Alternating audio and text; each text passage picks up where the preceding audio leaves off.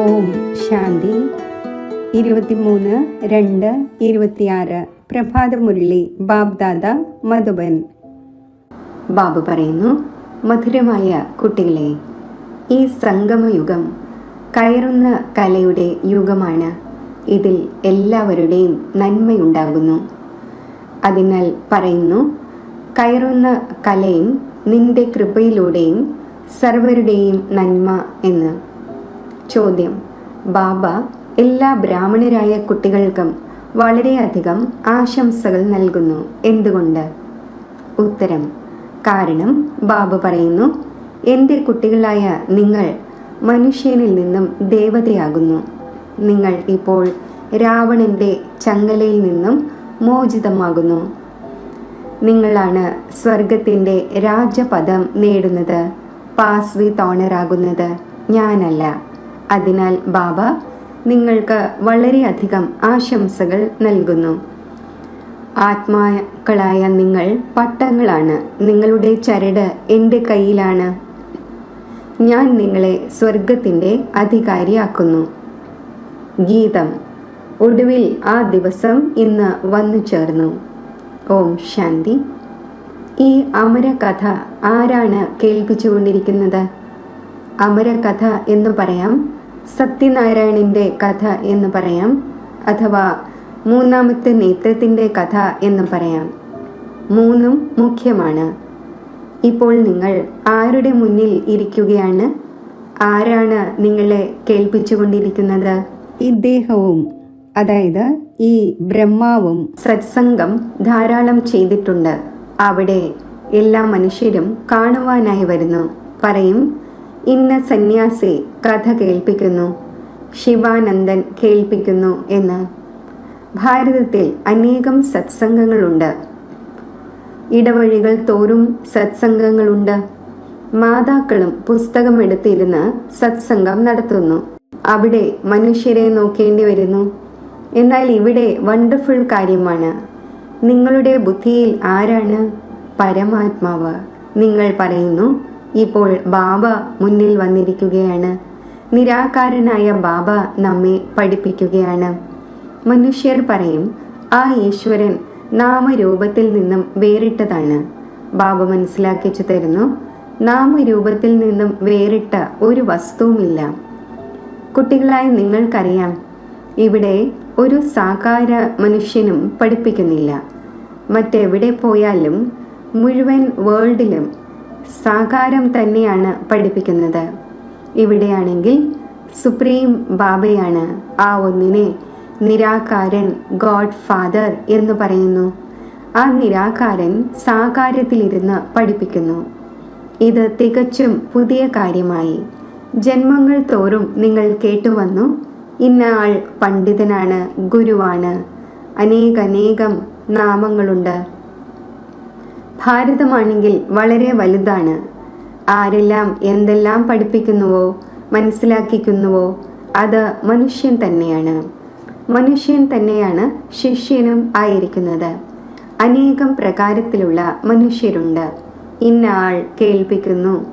തീർച്ചയായും ശരീരത്തിൻ്റെ നാമം പറയും. ഭക്തിമാർഗത്തിൽ നിരാകാരനെ വിളിക്കുന്നു, ഹേ പതീത പാവന വരൂ. ആ ഒന്ന് വന്ന് കുട്ടികൾക്ക് മനസ്സിലാക്കിച്ചു തരുന്നു. കുട്ടികളായ നിങ്ങൾക്കറിയാം, കൽപ്പം തോറും മുഴുവൻ ലോകവും പതീതമായി മാറുന്നു. അതിനെ പാവനമാക്കുന്നവൻ ഒരേ ഒരു നിരാകാരനായ ബാബയാണ്. ഇവിടെ ആരെല്ലാമാണോ ഇരിക്കുന്നത്, നിങ്ങളിലും ചിലർ അപക്വമാണ്, ചിലർ പക്വമാണ്. കാരണം പകുതി കൽപ്പം നിങ്ങൾ ദേഹാഭിമാനിയായി. ഇപ്പോൾ ഈ ജന്മത്തിൽ ദേഹി അഭിമാനിയാകണം. നിങ്ങളുടെ ദേഹത്തിലിരിക്കുന്ന ആത്മാവിനെ പരമാത്മാവിരുന്ന് മനസ്സിലാക്കിക്കുന്നു. ആത്മാവ് തന്നെയാണ് സംസ്കാരം കൊണ്ടുപോകുന്നത്. ഞാൻ ഇന്നയാളാണ് എന്ന് ഓർഗൻസിലൂടെ ആത്മാവാണ് പറയുന്നത്. പക്ഷേ ആത്മാഭിമാനിയായി ആരുമില്ല. ബാബ മനസ്സിലാക്കിച്ചു തരുന്നു, ആരാണോ ഈ ഭാരതത്തിൽ സൂര്യവംശിയും ചന്ദ്രവംശിയും ആയിരുന്നത്, അവർ തന്നെ ഈ സമയം വന്ന് ബ്രാഹ്മണരാകും, പിന്നെ ദേവതയാകും. മനുഷ്യർ ദേഹാഭിമാനി ആയിരിക്കുന്നതിൻ്റെ ശീലമുള്ളവരാണ്. ദേഹി അഭിമാനിയായിരിക്കുന്നത് മറന്നു പോകുന്നു. അതിനാൽ ബാബ ഓരോ നിമിഷവും പറയുന്നു, ദേഹി അഭിമാനിയാകൂ. ആത്മാവ് തന്നെയാണ് ഭിന്ന ഭിന്ന വസ്ത്രമെടുത്ത് പാർട്ട് അഭിനയിക്കുന്നത്. ഇത് ആത്മാവിൻ്റെ ഓർഗൻസ് ആണ്, അവയവങ്ങളാണ്. ഇപ്പോൾ ബാബ കുട്ടികളോട് പറയുന്നു, മന്മനാഭവ. ബാക്കി കേവലം ഗീത പഠിക്കുന്നതിലൂടെ രാജ്യഭാഗ്യമൊന്നും ലഭിക്കുക സാധ്യമല്ല. നിങ്ങളെ ഈ സമയം ത്രികാലദർശിയാക്കി മാറ്റുന്നു. രാപ്പകൽ വ്യത്യാസമായി ബാബു മനസ്സിലാക്കിച്ചു തരുന്നു, ഞാൻ നിങ്ങളെ രാജയോഗം പഠിപ്പിക്കുന്നു. ശ്രീകൃഷ്ണനാണെങ്കിൽ സത്യയുഗത്തിലെ പ്രിൻസാണ്. ആരാണോ സൂര്യവംശി ദേവതമാരായിരുന്നത് അവരിൽ ഒരു ജ്ഞാനവുമില്ല. ജ്ഞാനം പ്രായേണ ലോപിക്കുന്നു. ജ്ഞാനം സദ്ഗതിക്ക് വേണ്ടി തന്നെയാണ്. സത്യയുഗത്തിൽ ദുർഗതി ഉണ്ടാകുന്നില്ല. അത് സത്യയുഗം തന്നെയാണ്. ഇപ്പോൾ കലിയുഗമാണ്. ഭാരതത്തിൽ ആദ്യം സൂര്യവംശി 8 ജന്മം, പിന്നെ ചന്ദ്രവംശി 12 ജന്മം. ഇപ്പോഴുള്ള ഈ ഒരു ജന്മം നിങ്ങളുടെ ഏറ്റവും നല്ല ജന്മമാണ്. നിങ്ങൾ പ്രജാപിത ബ്രഹ്മ മുഖവംശാവലിയാണ്. ഇതാണ് സർവോത്തമ ധർമ്മം. ദേവതാധർമ്മത്തെ സർവോത്തമ ധർമ്മം എന്ന് പറയില്ല. ബ്രാഹ്മണ ധർമ്മമാണ് ഏറ്റവും ഉയർന്നത്. ദേവതമാരാണെങ്കിൽ പ്രാപ്തി അനുഭവിക്കുകയാണ്. ഇക്കാലത്ത് വളരെയധികം സോഷ്യൽ വർക്കേഴ്സ് ഉണ്ട്, സാമൂഹ്യ സേവനം ചെയ്യുന്നവർ. നിങ്ങളുടെ ആത്മീയ സേവനമാണ്. അത് ഭൗതിക സേവനം ചെയ്യുന്നതാണ്. ആത്മീയ സേവനം ഒരേ ഒരു തവണയാണ് ഉണ്ടാകുന്നത്. മുൻപ് ഈ സോഷ്യൽ വർക്കേഴ്സും മറ്റും ഉണ്ടായിരുന്നില്ല. രാജാവും റാണിയും രാജ്യം ഭരിച്ചിരുന്നു. സത്യയുഗത്തിൽ ദേവി ദേവന്മാരുണ്ടായിരുന്നു. നിങ്ങൾ തന്നെയാണ് പൂജ്യരായിരുന്നത്, പിന്നെ പൂജാരിയായി. ലക്ഷ്മി നാരായണൻ ദ്വാപരയിൽ എപ്പോഴാണോ വാമമാർഗത്തിലേക്ക് പോകുന്നത് അപ്പോൾ ക്ഷേത്രമുണ്ടാക്കുന്നു. ആദ്യം ശിവൻ്റേത് ഉണ്ടാക്കുന്നു. ആ ഒന്ന് സർവരുടെയും സദ്ഗതി ദാതാവാണ്. തീർച്ചയായും ആ ഒന്നിൻ്റെ പൂജ ഉണ്ടാകേണ്ടതാണ്. ശിവബാബ തന്നെയാണല്ലോ ആത്മാക്കളെ നിർവികാരിയാക്കി മാറ്റിയിരുന്നത്. പിന്നെ ഉണ്ടാകുന്നത് ദേവതമാരുടെ പൂജയാണ്. നിങ്ങൾ തന്നെ പൂജ്യരായിരുന്നു, പിന്നെ പൂജാരിയായി. ബാബു മനസ്സിലാക്കിച്ചു തന്നു, ചക്രത്തെ ഓർമ്മിച്ചു കൊണ്ടിരിക്കൂ. പടികൾ ഇറങ്ങി പൂർണ്ണമായും നിലത്ത് വന്നിരിക്കുകയാണ്. ഇപ്പോൾ നിങ്ങളുടെ കയറുന്ന കലയാണ്. കയറുന്ന കലയും നിന്റെ കൃപയും കൊണ്ട് സർവരുടെയും നന്മ എന്ന് പറയുന്നു. ഇപ്പോൾ മുഴുവൻ മനുഷ്യരുടെയും കയറുന്ന കല ഉണ്ടാക്കുന്നു. പതീത പാവനൻ വന്ന് സർവരെയും പാവനമാക്കുന്നു. എപ്പോഴാണോ സത്യയുഗം ഉണ്ടായിരുന്നത് അപ്പോൾ കയറുന്ന കലയുണ്ടായിരുന്നു. ബാക്കി എല്ലാ ആത്മാക്കളും മുക്തിധാമത്തിലായിരുന്നു. ബാബ ഇരുന്ന് മനസ്സിലാക്കിച്ചു തരുന്നു, മധുരമധുരമായ കുട്ടികളെ, എൻ്റെ ജന്മം ഭാരതത്തിൽ തന്നെയാണ് ഉണ്ടായിരുന്നത്. ശിവ് ബാബ വന്നിരുന്നു, പാടപ്പെട്ടിട്ടുണ്ട്. ഇപ്പോൾ വീണ്ടും വന്നിരിക്കുന്നു. ഇതിനെ പറയുന്നത് രാജസ്വ അശ്വമേധ അവിനാശി രുദ്ര ജ്ഞാന യജ്ഞം എന്നാണ്. സ്വരാജ്യം നേടാനുള്ള യജ്ഞം രചിക്കപ്പെട്ടിരിക്കുന്നു. വിഘ്നങ്ങളും ഉണ്ടായിരുന്നു, ഇപ്പോഴും ഉണ്ടായിക്കൊണ്ടിരിക്കുന്നു. മാതാക്കളുടെ മേൽ അത്യാചാരം ഉണ്ടാകുന്നു. പറയുന്നു, ബാബ നമ്മളെ ഇവർ വിവസ്ത്രരാക്കുന്നു, നമ്മളെ ഇവർ വിടുന്നില്ല. ബാബ നമ്മളെ രക്ഷിക്കൂ. ദ്രൗപദിയുടെ രക്ഷ ഉണ്ടായതായി കാണിക്കുന്നു. ഇപ്പോൾ നിങ്ങൾ 21 ജന്മങ്ങളിലേക്ക് വേണ്ടി പരിധിയില്ലാത്ത ബാബയിൽ നിന്നും സമ്പത്തെടുക്കാൻ വന്നിരിക്കുന്നു. ഓർമ്മയുടെ യാത്രയിലിരുന്ന് സ്വയം തന്നെ പവിത്രമാക്കി മാറ്റുന്നു. പിന്നെ വികാരത്തിലേക്ക് പോയെങ്കിൽ തീർന്നു, പൂർണ്ണമായും വീണുപോകും. അതിനാൽ ബാബ പറയുന്നു, തീർച്ചയായും പവിത്രമായിരിക്കണം. ആരാണോ കഴിഞ്ഞ കൽപ്പത്തിലായിരുന്നത് അവർ തന്നെയാണ് പവിത്രതയുടെ പ്രതിജ്ഞ ചെയ്യുന്നത്. പിന്നെ ചിലർക്ക് പവിത്രമായിരിക്കാൻ സാധിക്കുന്നു, ചിലർക്ക് സാധിക്കുന്നില്ല. മുഖ്യമായ കാര്യം ഓർമ്മയുടേതാണ്. ഓർമ്മിക്കുമെങ്കിൽ, പവിത്രമായിരിക്കുമെങ്കിൽ, സ്വദർശന ചക്രം തിരിച്ചുകൊണ്ടിരിക്കുമെങ്കിൽ പിന്നെ ഉയർന്ന പദവി നേടും. വിഷ്ണുവിൻ്റെ 2 രൂപം രാജ്യം ഭരിക്കുന്നുവല്ലോ. എന്നാൽ വിഷ്ണുവിൽ കാണിച്ചിരിക്കുന്ന ശംഖ്, ചക്രം അതൊന്നും ദേവതമാർക്കുണ്ടായിരുന്നില്ല, ലക്ഷ്മി നാരായണനും ഉണ്ടായിരുന്നില്ല. വിഷ്ണു സൂക്ഷ്മവദനത്തിലാണ് ഇരിക്കുന്നത്. വിഷ്ണുവിന് ചക്രത്തിൻ്റെ നോളജിൻ്റെ ആവശ്യമില്ല. അവിടെ മൂവിയാണ് നടക്കുന്നത്. ഇപ്പോൾ നിങ്ങൾക്കറിയാം, നമ്മൾ ശാന്തിധാമത്തിൽ വസിക്കുന്നവരാണ്. അത് നിരാകാരി ലോകമാണ്. ഇപ്പോൾ ആത്മാവ് എന്ത് വസ്തുവാണ് അതും മനുഷ്യരറിയുന്നില്ല. ആത്മാവ് തന്നെ പരമാത്മാവ് എന്ന് പറയുന്നു. ആത്മാവിനെ കുറിച്ച് പറയുന്നു, ഒരു തിളങ്ങുന്ന നക്ഷത്രമാണ്. അത് ഭൃഗുടി മധ്യത്തിൽ വസിക്കുന്നു. ഈ കണ്ണുകൾ കൊണ്ട് കാണുവാൻ സാധിക്കില്ല. ആര് എത്ര തന്നെ ശ്രമിച്ചാലും കണ്ണാടിക്കുള്ളിലോ മറ്റോ അടച്ചു വെച്ച് ആത്മാവ് പുറത്തു പോകുന്നത് എങ്ങനെയാണ് എന്ന് നോക്കിയാലും ഈ കണ്ണുകൾ കൊണ്ട് കാണാൻ സാധിക്കില്ല. പരിശ്രമിക്കുന്നുണ്ട്, പക്ഷേ ആർക്കും അറിയാൻ കഴിയുന്നില്ല ആത്മാവ് എന്ത് വസ്തുവാണ്, എങ്ങനെയാണ് പോകുന്നത്. ബാക്കി ആത്മാവ് സ്റ്റാറിനെ പോലെയാണ് എന്ന് മാത്രം പറയുന്നു. ദിവ്യ ദൃഷ്ടിയില്ലാതെ അതിനെ കാണുവാൻ സാധിക്കുന്നില്ല. ഭക്തിമാർഗത്തിൽ വളരെ പേർക്ക് സാക്ഷാത്കാരമുണ്ടാകുന്നു. അർജുനന് അഖണ്ഡ ജ്യോതിയുടെ സാക്ഷാത്കാരമുണ്ടായതായി എഴുതിയിട്ടുണ്ട്. അർജുനൻ പറഞ്ഞു, എനിക്ക് സഹിക്കുവാൻ സാധിക്കുന്നില്ല എന്ന്. ബാബ മനസ്സിലാക്കിച്ചു തരുന്നു, ഇത്രയും തേജോമയമൊന്നുമല്ല. ആത്മാവ് വന്ന് ശരീരത്തിൽ പ്രവേശിക്കുമ്പോൾ അറിയാൻ കഴിയുന്നില്ല. ബാബ എങ്ങനെയാണ് പ്രവേശിച്ച് സംസാരിക്കുന്നത് എന്നത് ഇപ്പോൾ നിങ്ങളും അറിയുന്നുണ്ട്. ആത്മാവ് വന്ന് സംസാരിക്കുന്നു. ഇത് മുഴുവനും ഡ്രാമയിൽ അടങ്ങിയിട്ടുള്ളതാണ്. ഇതിൽ ആരുടെയും ശക്തിയുടെ കാര്യമില്ല. ആത്മാവ് ശരീരം ഉപേക്ഷിച്ച് പോകുന്നൊന്നുമില്ല. ഇത് സാക്ഷാത്കാരത്തിൻ്റെ കാര്യമാണ്. വണ്ടർഫുൾ കാര്യമാണല്ലോ. ബാബ പറയുന്നു, ഞാനും സാധാരണ ശരീരത്തിലാണ് വരുന്നത്. ആത്മാവിനെ വിളിക്കുന്നുണ്ടല്ലോ. മുൻപ് ആത്മാക്കളെ വിളിച്ച് അതിനോട് ചോദിക്കുകയും ചെയ്യുമായിരുന്നു. ഇപ്പോഴാണെങ്കിൽ തമോ പ്രധാനമായി കഴിഞ്ഞുവല്ലോ. ബാബ വരുന്നത് തന്നെ അതിനാലാണ്. ഞാൻ പോയി പതീതരെ പാവനമാക്കട്ടെ. 84 ജന്മം എന്ന് പറയുന്നുമുണ്ട്. അപ്പോൾ മനസ്സിലാക്കണം, ആരാണോ ആദ്യം വന്നത് അവർ തന്നെയായിരിക്കും തീർച്ചയായും 84 ജന്മങ്ങൾ എടുത്തിട്ടുണ്ടാവുക. അവരാണെങ്കിൽ ലക്ഷക്കണക്കിന് വർഷം എന്ന് പറയുന്നു. ഇപ്പോൾ ബാബ മനസ്സിലാക്കിച്ചു തരുന്നു, നിങ്ങളെ സ്വർഗത്തിലേക്ക് അയച്ചിരുന്നു. നിങ്ങൾ പോയി രാജ്യം ഭരിച്ചിരുന്നു.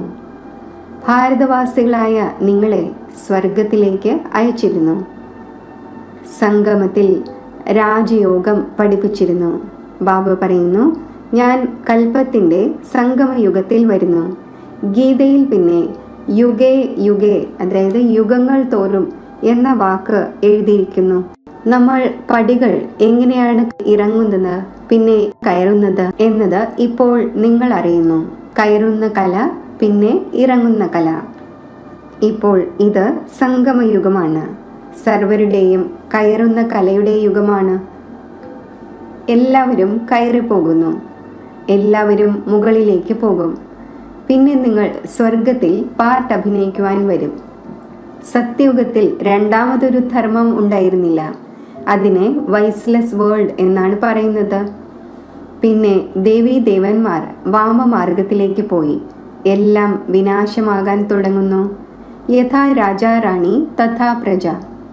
ബാബ മനസ്സിലാക്കിച്ചു തരുന്നു, ഹേ ഭാരതവാസികളെ, നിങ്ങൾ വൈസ്ലെസ് വേൾഡിലായിരുന്നു. ഇപ്പോൾ വിഷ്യസ് വേൾഡാണ്, വികാരി ലോകമാണ്. അനേകം ധർമ്മങ്ങളുണ്ട്. ബാക്കി ഒരു ദേവി ദേവതാ ധർമ്മമില്ല. തീർച്ചയായും ഇല്ലാതിരിക്കുമ്പോഴാണല്ലോ വീണ്ടും സ്ഥാപനം ഉണ്ടാകുന്നത്. ബാബ പറയുന്നു, ഞാൻ വന്ന് ബ്രഹ്മാവിലൂടെ ആദി സനാതന ദേവി ദേവതാധർമ്മം സ്ഥാപിക്കുന്നു. ഇവിടെ തന്നെ ആയിരിക്കുമല്ലോ ചെയ്യുക, സൂക്ഷ്മവദനത്തിൽ ചെയ്യുകയില്ല. ബ്രഹ്മാവിലൂടെ ആദി സനാതന ദേവി ദേവതാധർമ്മത്തിൻ്റെ രചന രചിക്കുന്നു എന്ന് എഴുതപ്പെട്ടിട്ടുണ്ട്.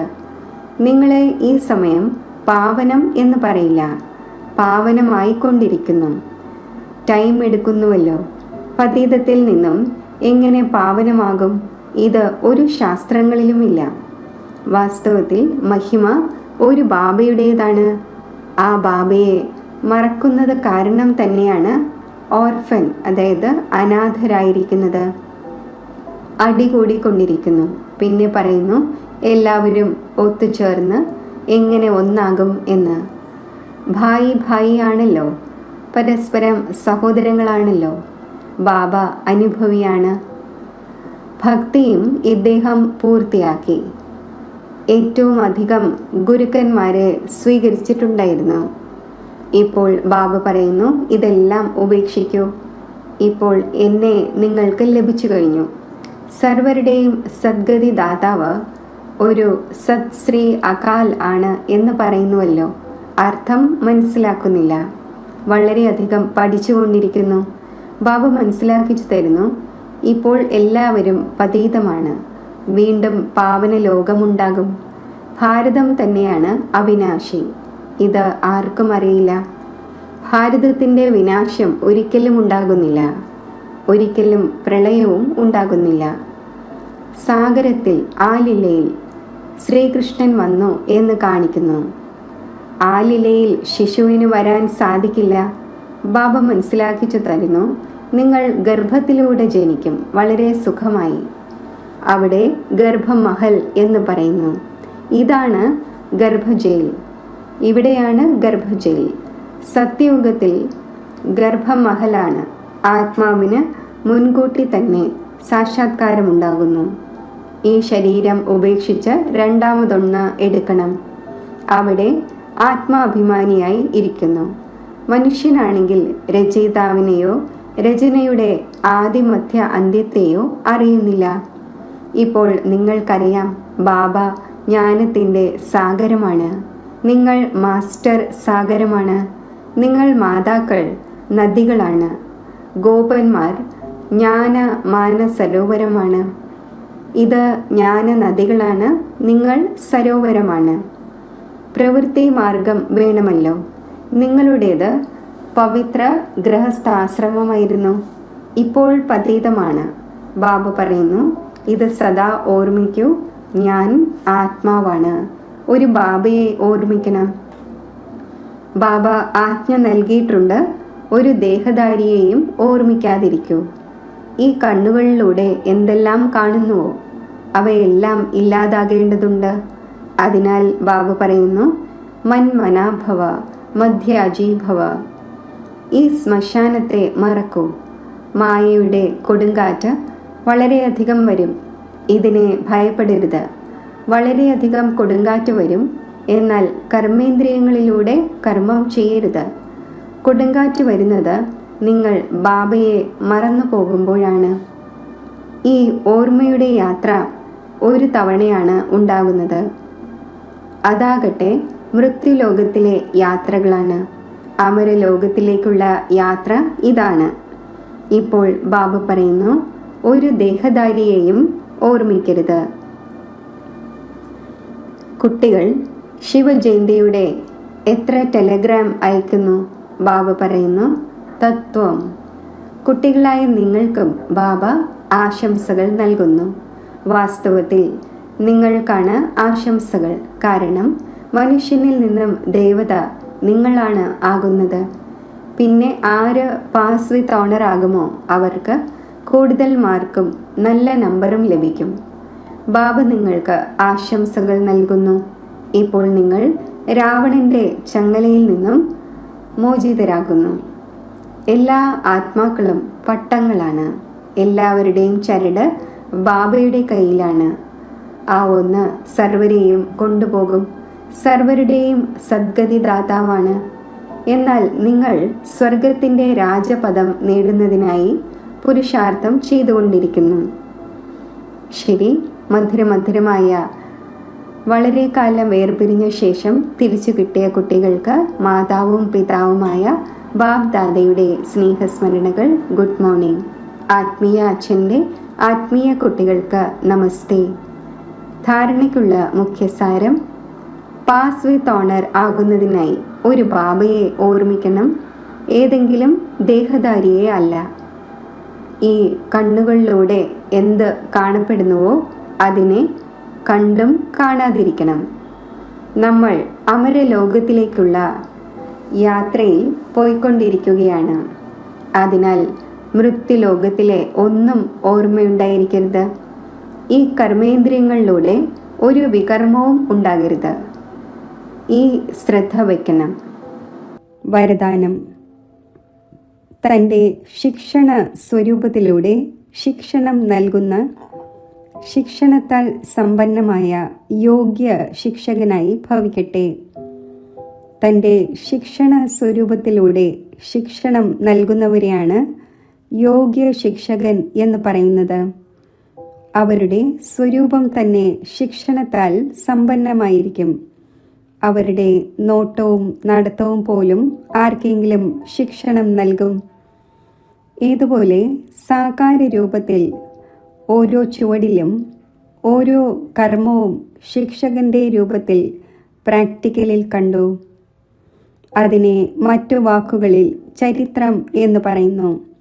ആർക്കെങ്കിലും വാക്കുകളിലൂടെ ശിക്ഷണം നൽകുന്നത് കോമൺ കാര്യമാണ്. എന്നാൽ എല്ലാവരും അനുഭവമാണ് ആഗ്രഹിക്കുന്നത്. അപ്പോൾ തൻ്റെ ശ്രേഷ്ഠ കർമ്മത്തിലൂടെയും ശ്രേഷ്ഠ സങ്കല്പത്തിൻ്റെ ശക്തിയിലൂടെയും അനുഭവം ചെയ്യിക്കൂ. സ്ലോഗൻ: സങ്കല്പങ്ങളുടെ സിദ്ധി പ്രാപ്തമാക്കുന്നതിന് വേണ്ടി ആത്മശക്തിയുടെ പറക്കൽ നടത്തൂ. അതായത് ആത്മശക്തിയിലൂടെ പറന്നുകൊണ്ടിരിക്കൂ. അവ്യക്ത സൂചന: ഏകതയുടെയും വിശ്വാസത്തിൻ്റെയും വിശേഷതയിലൂടെ സഫലത സമ്പന്നമാകൂ. സംഘടനയെ ഏകതയുടെ നൂലിൽ കോർക്കുന്നതിനായി വാക്കുകളുടെ ശക്തിയുടെ മേൽ വിശേഷ ശ്രദ്ധ നൽകൂ. വാണി സദാ നിർമ്മലമായിരിക്കണം. കുറച്ച് സംസാരിക്കൂ, മെല്ലെ സംസാരിക്കൂ, മധുരമായി സംസാരിക്കൂ. ബഹുമാനപൂർവമായ വാക്കുകൾ മാത്രം സംസാരിക്കൂ. ഇപ്പോൾ വരെയും സാധാരണ വാക്കുകളാണ് കൂടുതൽ. അലൗകിക വാക്കുകൾ ആകണം. ഫരിസ്തകളുടെ വാക്കുകൾ ആകണം. ഓരോ വാക്കും മധുരമാകണം. ഇപ്പോൾ ഈ കാര്യത്തിൻ്റെ മേൽ അണ്ടർലൈൻ ചെയ്യൂ. അപ്പോൾ പ്രത്യക്ഷത ഉണ്ടാകും.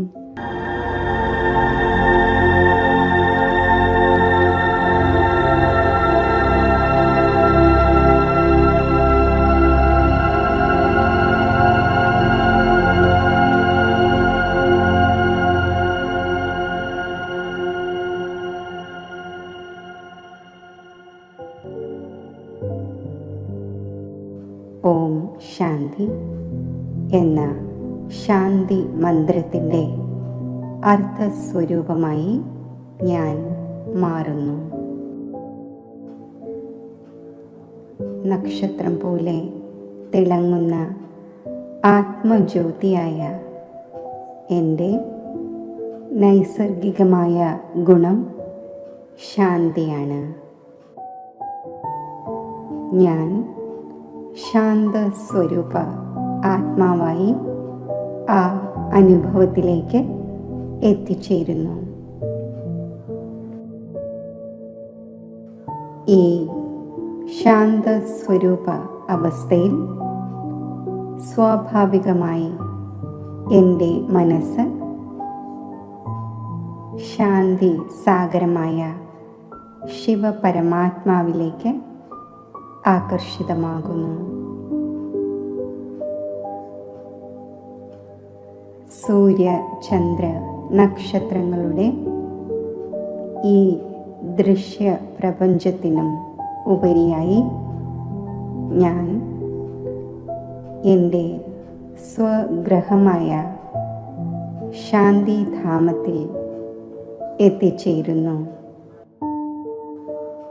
ശാന്തി സാഗരനായ ശിവപരമാത്മാവിൽ മനസ്സും ബുദ്ധിയും ഏകാഗ്രമാക്കി ഞാൻ സ്ഥിതി ചെയ്യുന്നു.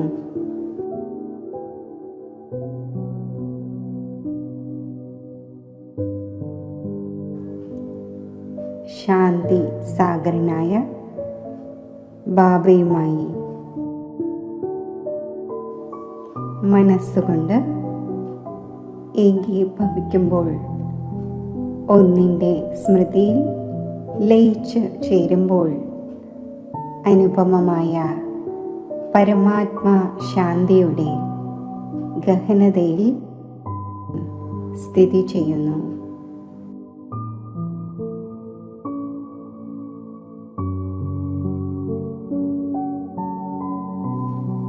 എൻ്റെ സ്വരൂപം മാസ്റ്റർ ശാന്തി സാഗരൻ്റേതായി മാറുന്നു. എൻ്റെ അന്തരംഗം ശാന്തിയാൽ സമ്പന്നമായിരിക്കുന്ന ഈ അവസ്ഥയിൽ വിശ്വമംഗളത്തിൻ്റെ സങ്കല്പം എന്നിൽ ഉണരുന്നു.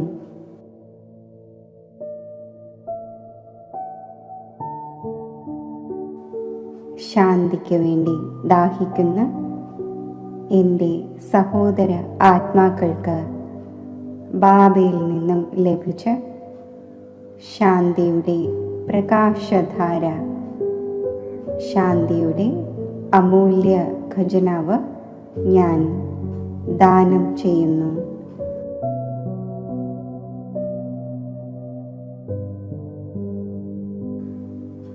പരമാത്മാ ശാന്തിയുടെ ഈ അലൗകിക ദിവ്യ പ്രകാശം അശാന്തരായ ആത്മാക്കളെ സ്പർശിക്കുമ്പോൾ അവരും ഈശ്വരീയ ശാന്തിയാൽ സമ്പന്നമായി മാറട്ടെ.